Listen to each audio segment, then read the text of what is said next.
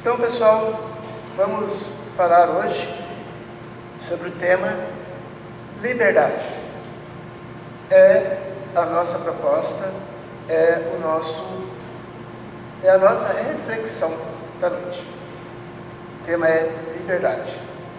E antes de nós iniciarmos, eu gostaria muito de fazer três perguntas para vocês. Três perguntas para que vocês comecem a refletir, e estas respostas, elas serão dadas ao longo da nossa apresentação. E ao mesmo tempo, vocês vão elaborando essas respostas também. Que são as seguintes.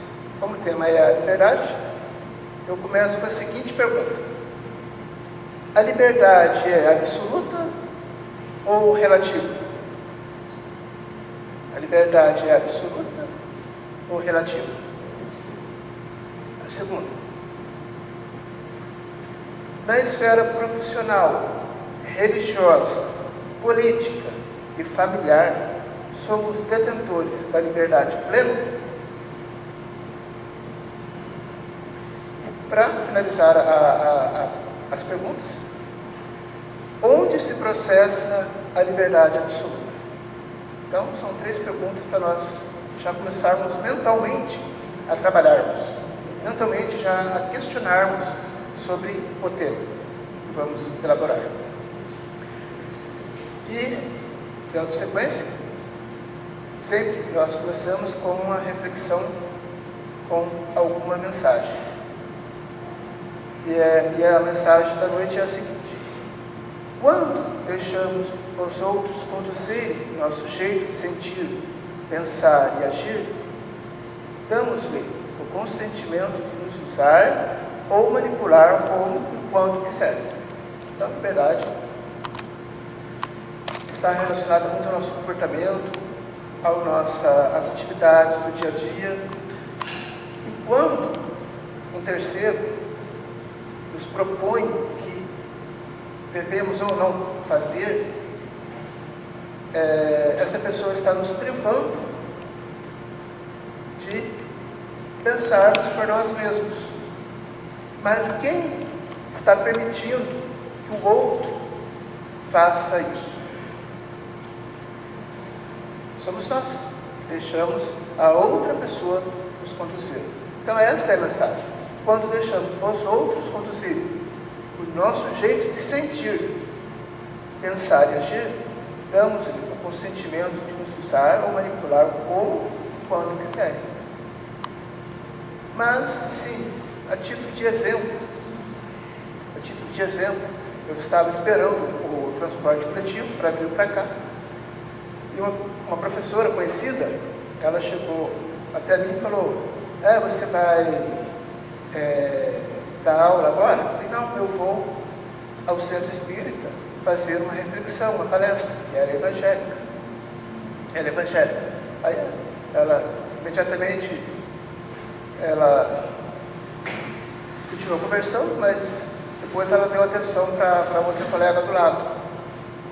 Aí o que eu quero dizer com isso? Ela é evangélica e eu disse que sou espírita e ia na casa espírita fazer uma reflexão. Bem, a liberdade minha é expor sobre o espiritismo. A liberdade dela é frequentar a religião que ela escolheu, optou. Começa a encrenca assim.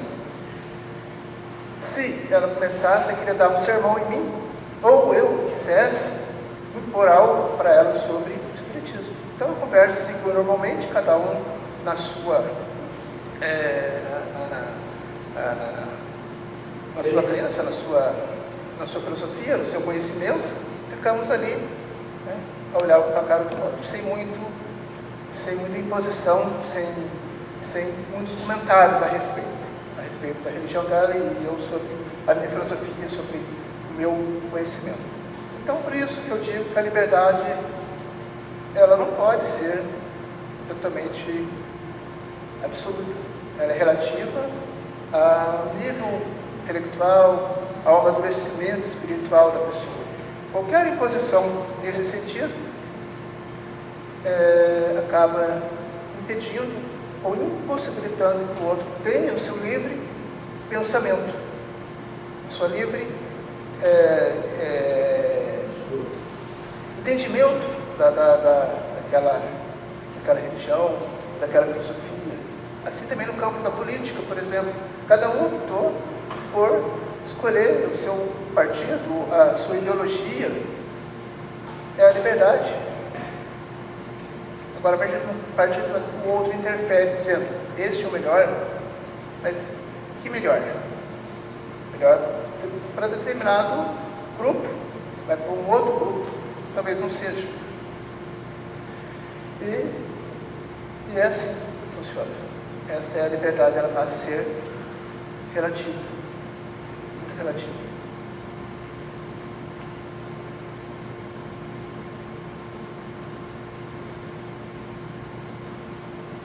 Outro exemplo que eu vou citar aqui,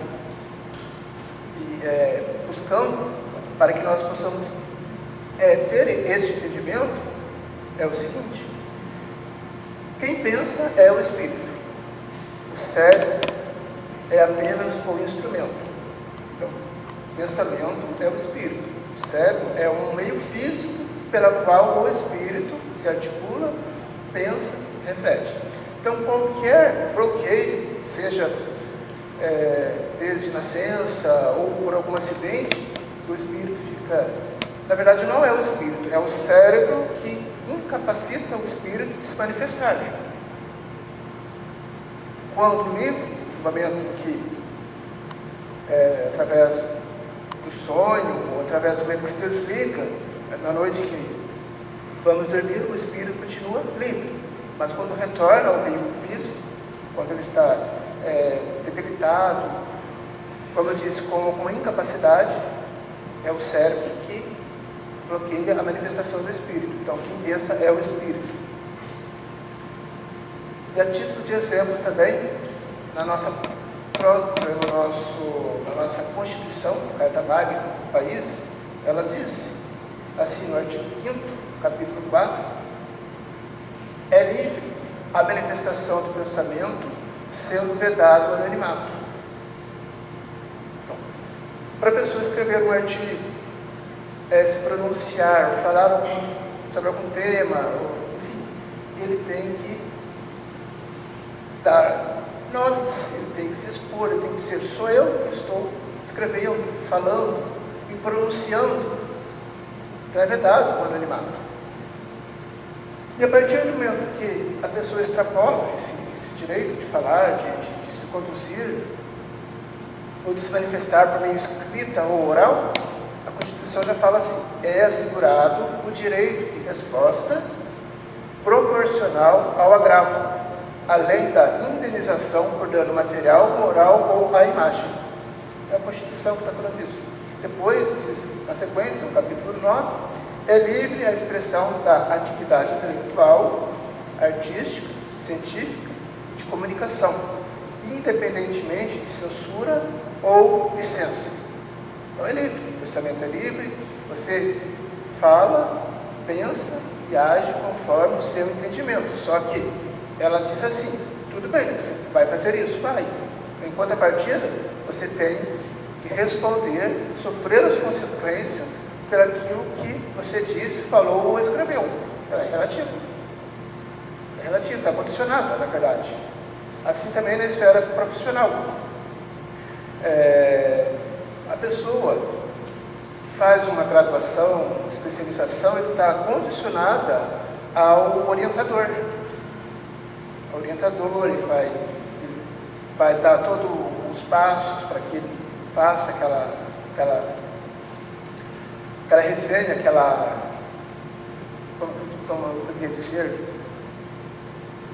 tem as referências bibliográficas, depois é trabalhado uma tese de mestrado ou dissertação de doutorado, enfim, é orientado. Depois que finaliza, é passado por uma avaliação, depois a pessoa tem que apresentar. Depois que termina tudo, que a pessoa faz um curso técnico, por exemplo, e termina, ele vai exercer a profissão. até ele pegar a experiência, ele está condicionado àquela situação. Por exemplo, as pessoas vão mostrar para ele que muitas vezes aquele não é o caminho, ou tem que fazer assim, o assado. Então ele passa a ter ele vai exercer plenamente a sua profissão com o tempo e com as experiências. Até então, ele está sendo conduzido, orientado, para que aquela profissão ele possa exercer plenamente. É assim na faculdade. O professor também, ele vai ensinar, ele vai ser a ponte entre o conhecimento, até que ele faça a prova e faça valer aquele conhecimento. Então, a Constituição Federal, ela, dentro desse aspecto aqui, no seu todo, ela acaba condicionando. Você é livre, sim, mas tem as consequências dos seus atos. Ele fala, escreve. É preciso que nos ajustemos às descobertas da ciência. Logo, logo eu vou explicar o porquê disso. Conceito. Primeiro, crença. Crença. O que é crença?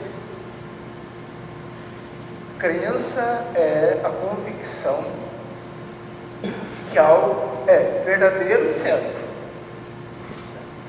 Bom, é uma avaliação pessoal que pode ser baseada em elementos racionais ou em uma sensação interna. Ao ter uma crença sobre algo, acredita-se que há uma certeza sobre ela. Mas tem realmente certeza? Ela é absoluta? Ela não se modifica?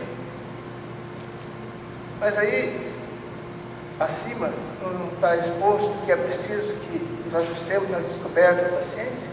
O próprio Kardec, mesmo, acho que na Gênesis, fala que o Espiritismo precisa acompanhar a evolução da ciência.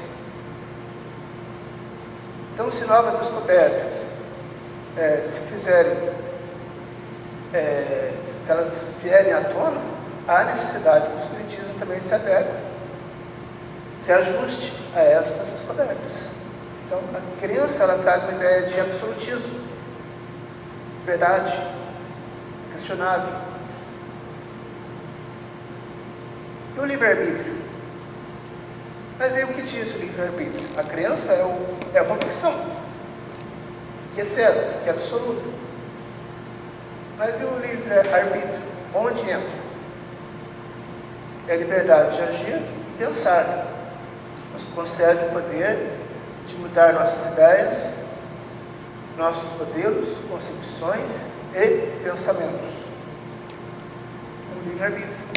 Enquanto a crença era uma convicção de que algo é verdadeiro, o livre-arbítrio faz com que nós podemos modificar, podemos alterar, podemos fazer ajustes, podemos remodular. Então, tem uma diferença, que é a crença e que é o livre-arbítrio. E vamos dar sequência? É o seguinte.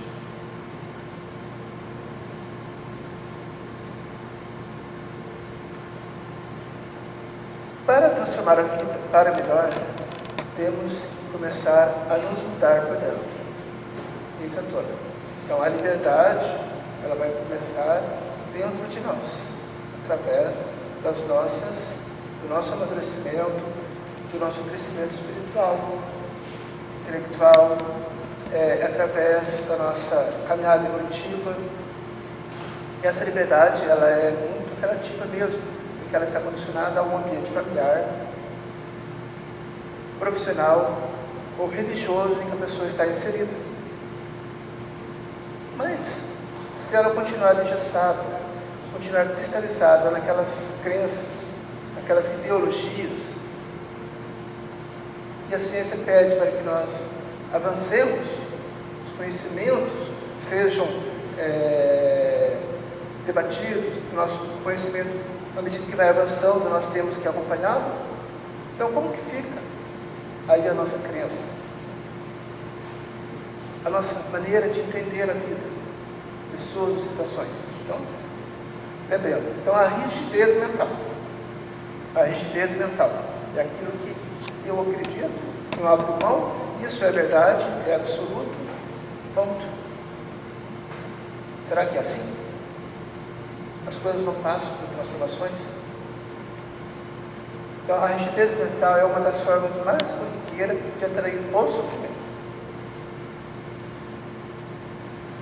Reformular ou remodelar novos caminhos, dinamizando a casa mental e ampliando o universo pessoal, fazendo uma constante auto-observação dos nossos valores, ideias e crenças. Exemplo, antes de dar o exemplo aqui no slide, eu me lembro assim, vindo de tradição católica, obviamente que a maioria, eu acredito que vem realmente da religião católica, e a gente tem algumas convicções que, para mim, começou a gerar angústias. A gente questionava muita coisa, muitas vezes muitas coisas ali a gente não aceitava. E a gente procura novos conhecimentos para satisfazer a nossa vida. E também tem aquele exemplo assim, inclusive minha irmã ainda adota, mas eu não. Meus sobrinhos tinham o hábito de chegar assim, tio, benção. Eu, assim, respeito, mas prefiro não que seja assim, né? Eu gostaria que não me pedisse, benção, né? Porque você já é um ser iluminado, então não precisa da minha bênção. Então, eu confesso que eu não quis, não aceitei. Minha irmã até, então, com minha mãe e com meu pai, ela pede, né, bênção. Então, é uma crença, é uma convicção, é uma forma que ela tem de se expressar, de ser assim. Por exemplo, minha família sempre abraçou esses conceitos. Ora, por que eu haveria de trocá-los? Muitas vezes o pai também quer que o filho siga aquela profissão. Enquanto, muitas vezes ele tem outra tendência, uma outra profissão que esteja mais apto a exercê-la.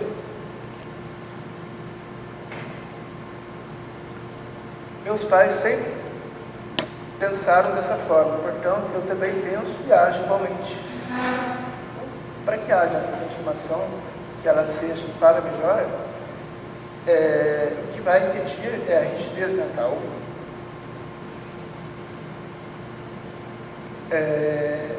aquela questão de reformular ou remodular esses caminhos, esses conceitos.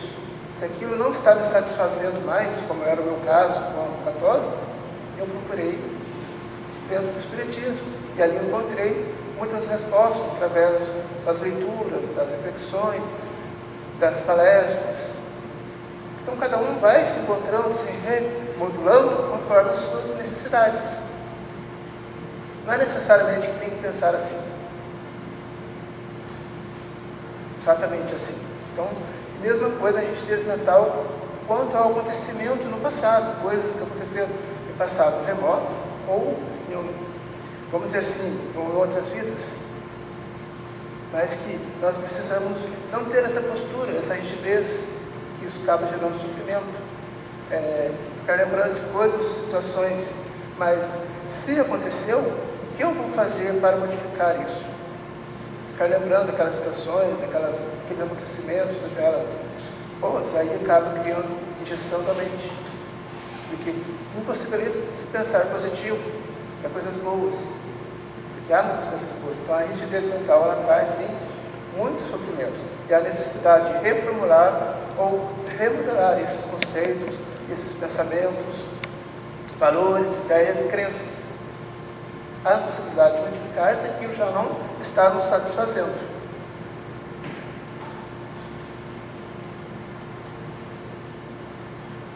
Queiramos ou não, a mudança gera sempre um desafio existencial. Sempre. Qualquer tipo de mudança. Seja ela política, seja ela religiosa, familiar, qualquer acontecimento nesse âmbito acaba gerando uma mudança, um desafio novo, sempre nos assusta. Sempre. Novo, sempre. causa um certo pavor em nós. Essa mudança acontece.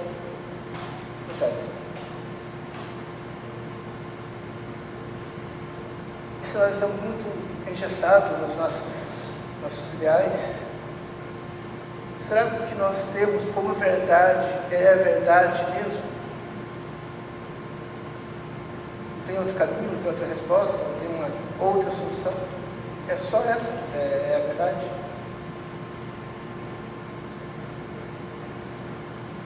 A paralisação existencial. A paralisação existencial dificulta a liberdade e gera tristeza. A rotina produz angústia e depressão. Por isso, todos somos convidados a nos reformular emocionalmente e a procurar novos conhecimentos filosóficos, religiosos, científicos, para que possamos manter nosso equilíbrio existencial. Então, há necessidade dessa reformulação sempre. Como eu disse, se aquilo já não está nos servindo, aquilo já está gerando angústia, não está nos satisfazendo, é preciso reformular isso, é preciso buscar novos caminhos. Como eu era católico, me tornei espírita, e hoje isso me satisfaz de alguma maneira, porque preenche as respostas que eu quero, talvez não todas, porque não existe a verdade absoluta, mas de alguma forma ela preenche. E assim também, quando estamos muito engessados com acontecimentos, fatos passados, é preciso reformular isso, modificar modificar nossa casa mental, para que aquilo de bom seja atraído por nós.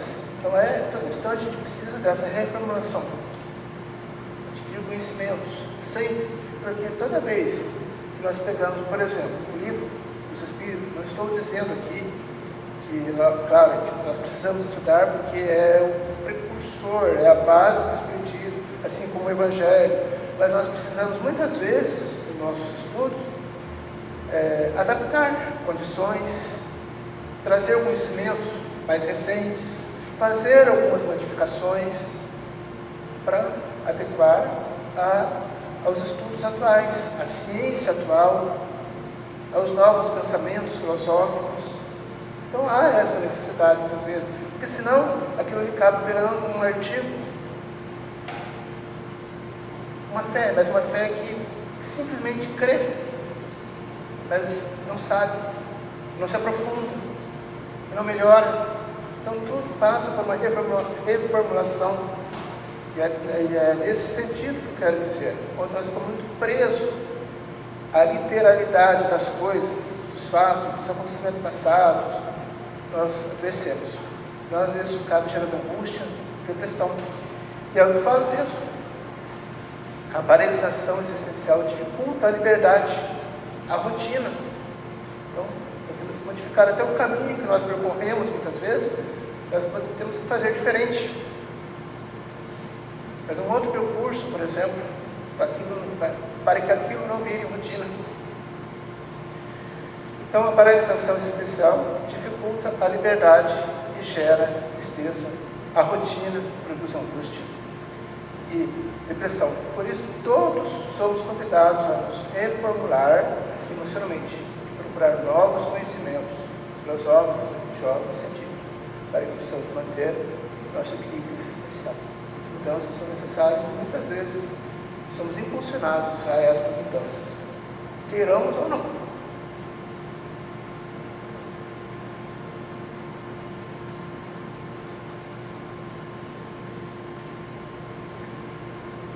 Se alguns progridem mais rapidamente do que outros, é porque estão desfrutando uma nova visão, estão desenvolvendo uma imagem positiva de si mesmos. Então, está passando por uma reformulação, está saindo da rigidez mental, estão desenvolvendo a imagem positiva de si mesmo e das demais pessoas. Com isso consegue desatar as algemas que não estejam chumbados ao solo da mesmice. Então, tudo que é a rotina, que acaba virando mesmice, acaba ficando chato, acaba ficando insuportável. Então, na medida que vamos progredindo, desfrutando de novos conhecimentos e dando abertura para o novo, aí torna mais prazeroso, se torna melhor para nós, para todos nós. E a liberdade só será alcançada verdadeiramente se for compartilhada com os outros. Claro. Se nós nos isolarmos, nós não vamos adquirir o conhecimento. Nós precisamos, porque se ela é relativa, nós precisamos de contato uns com os outros para que esse conhecimento se complete. O aluno precisa do professor. Até então, para que ele possa seguir adiante, ele vai precisar sim do professor. O profissional que está iniciando, ele precisa de um campo de observação, muitas vezes em relação aos outros colegas, aceitar muitas vezes orientações para que ele possa exercer a sua atividade profissional. Ele não vai de pronto, muitas vezes, exercer plenamente a sua atividade intelectual, profissional, mas precisa, muitas vezes, que outros colegas orientem ou que ele observe para depois do seu tempo. Assim também quem faz curso superior, faz tese, mestrado, doutorado, enfim, dissertação de especialização, precisa do orientador. Depois que ele encerra, aí é outra história, aí ele está livre, apto para que consiga o título necessário, seja especialista, mestrado, doutorado. Então, há necessidade de vivermos em sociedade, porque na questão de O Livro dos Espíritos, questão 768, diz assim: ao buscar a sociedade, o homem obedece simplesmente ao sentimento pessoal. Ou há nesse sentimento um objetivo providencial mais genérico? E aí? Os Espíritos responderam a Kardec: ele obedece ao sentimento pessoal, ou há nesse sentimento um objetivo providencial mais abrangente, mais genérico? O homem deve progredir, mas sozinho não pode fazer, porque não dispõe de todas as faculdades ainda. Precisa do contato com outros homens. No isolamento, ele embrutece e define. Então, a necessidade do compartilhamento da vivência em sociedade para que o conhecimento, o amadurecimento, a questão profissional, tudo ele possa compreendendo, ele possa praticar. Então é a sociedade que vai mostrar para ele. É uns com os outros, é no dia a dia. Então é na sociedade que vai adquirir essas faculdades, que sozinho ele não consegue. Sozinho não.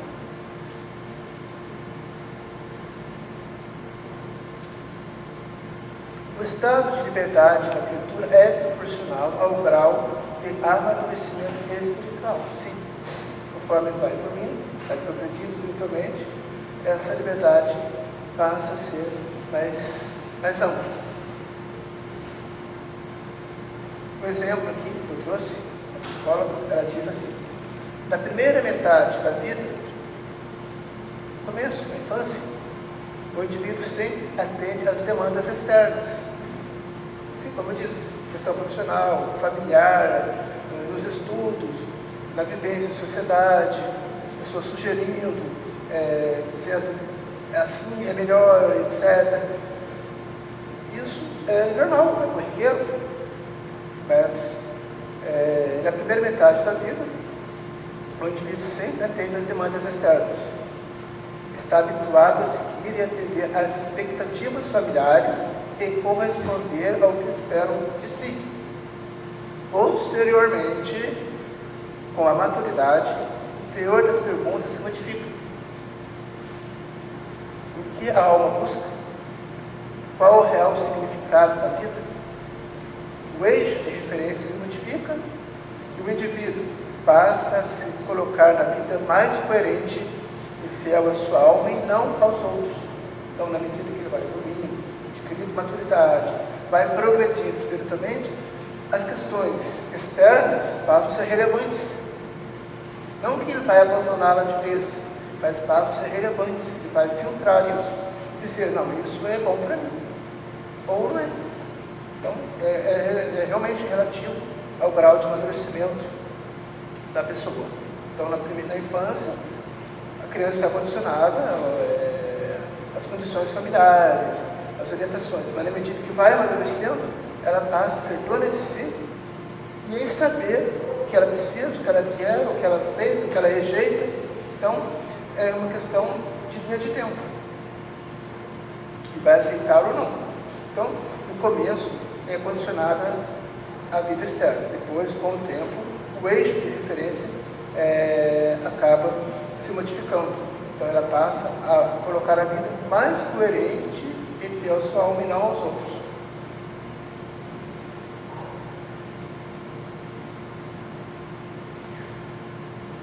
Se o sujeito não aciona a sua vontade, aqui é importante, deixa de ser si mesmo. Então, quando a pessoa começa a condicionar tudo, eu falo tudo, ao que o outro pensa, como o outro age, a linha de pensamento filosófico, religioso, enfim, tudo, ele já está deixando de ser ele mesmo, ou seguindo aquela orientação, porque é um valor histórico, familiar ou religioso,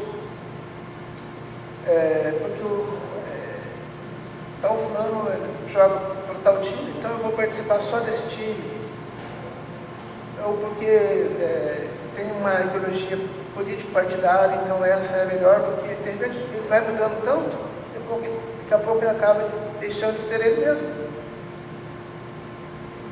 Ele acaba deixando de ser ele mesmo. Então, se o sujeito não aciona a sua vontade, aquela que está lícita, que está dentro dele, para obedecer às vozes externas, ao condicionamento externo, ele acaba deixando de ser ele mesmo.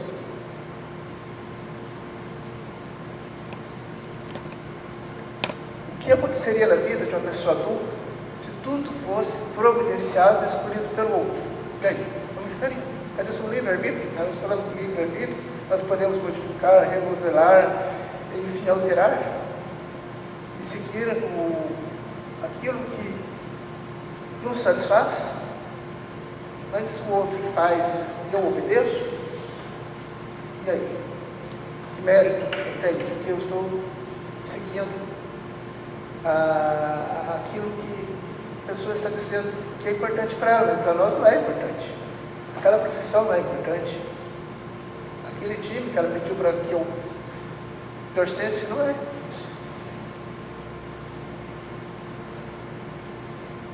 Ou se entregasse as suas aflições somente nas mãos de Deus. Nas mãos de Deus aqui é simbólico, é metafórico, obviamente, porque Deus não tem mão, né? A gente sabe disso.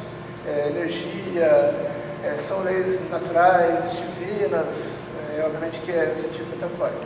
E aí? Vai esperar que algo externo resolva tudo para nós?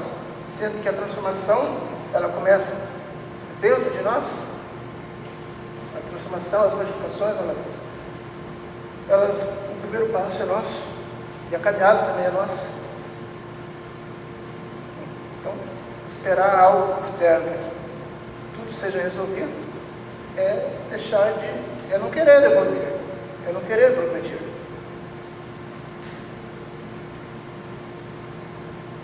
Como fazer avaliações e tomar decisões se o indivíduo não se conecta consigo mesmo? Porque as tomadas de decisões em nossas vidas, e as decisões, elas são nossas, é prioridade nossa. Um indivíduo seguro, imaturo, indeciso, depende do meio externo, como ele vai tomar decisões?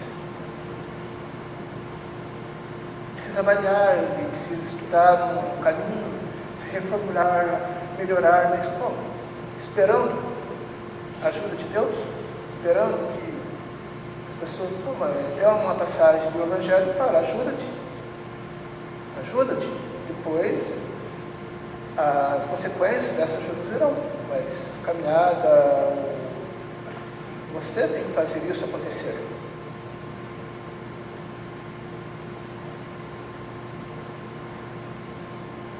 Vamos entender agora o que é a liberdade de uma pessoa já mais amadurecida, uma pessoa que já tem o propósito de ser livre.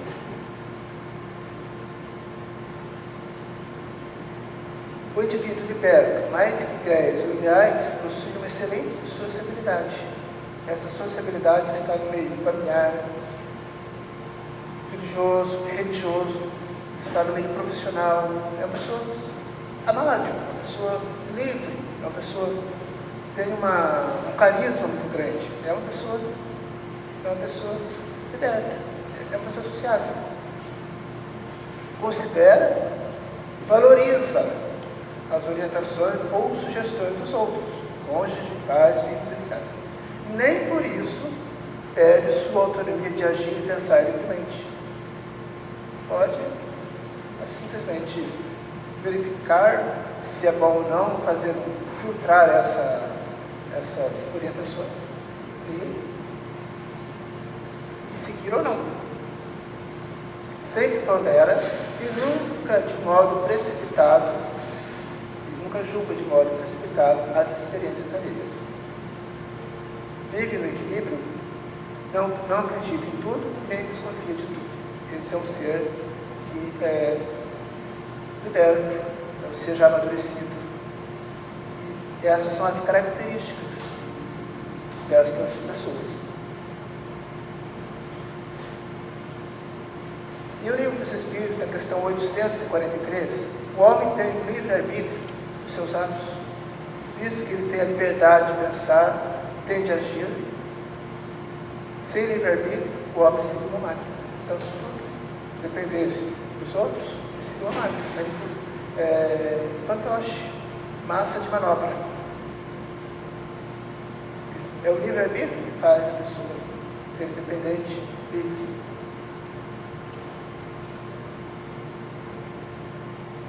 O exercício do livre-arbítrio será sempre bem-vinda à legitimidade da inquirição ou indagação, pois a dúvida saudável mantém nossa casa mental na prática constante da atividade intelectual ativa e criativa, enquanto a certeza absoluta pode cristalizar nossos pensamentos. Então, a dúvida saudável, o questionamento, a busca por novos conhecimentos, ela é importante, porque o livre-arbítrio vai proporcionar o quê? A escolha, que a escolha é nossa. As decisões, as tomadas de decisões são nossas. Então, o livre-arbítrio diz o seguinte: para a nossa casa mental se manter saudável, é importante não ficar preso à literalidade das coisas, dos fatos, dos acontecimentos, mas sim ter uma negação, questionar, por quê, não aceitar, filtrar aquilo que pode ou não pode, se é conveniente ou não para nós. Então, esse é o exercício pleno do livre-arbítrio, que nós somos detentores dos nossos pensamentos, das nossas escolhas. Ao homem que escapa a qualquer constrangimento pelo qual ele gosta de uma liberdade absoluta. Onde está essa liberdade absoluta agora? Porque até agora nós observamos assim, ao longo da reflexão, que ela é relativa, está condicionada a alguns fatores externos. Mas onde o homem pode gozar de uma liberdade absoluta? Vamos verificar então o que os Espíritos nos falam. É pelo pensamento que o homem goza de uma liberdade sem limite, pois o pensamento não conhece impedimentos, pode-se deter o impulso, mas não anulá-lo. Então é pelo pensamento. É pelo pensamento.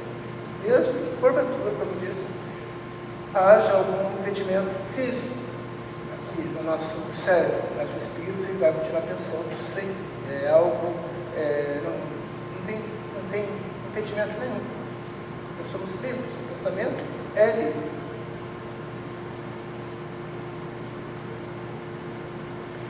E eu gostaria muito de voltar àquelas 3 questões para a gente finalizar. A liberdade absoluta ou relativa diante daquilo que foi exposto aqui. Agora a resposta será com vocês. Mentalmente, todos reformulem aquilo que foi falado aqui, refletir, para que nós levamos para casa esta lição. A liberdade absoluta ou relativa? Na esfera profissional, religiosa, política, familiar, dentre outros, somos detentores da liberdade plena?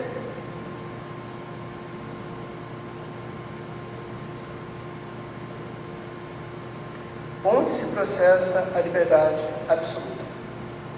Então fica aí para vocês pensarem, refletirem e levar como lição para casa. Agradeço a participação de todos. Tenham todos uma boa noite.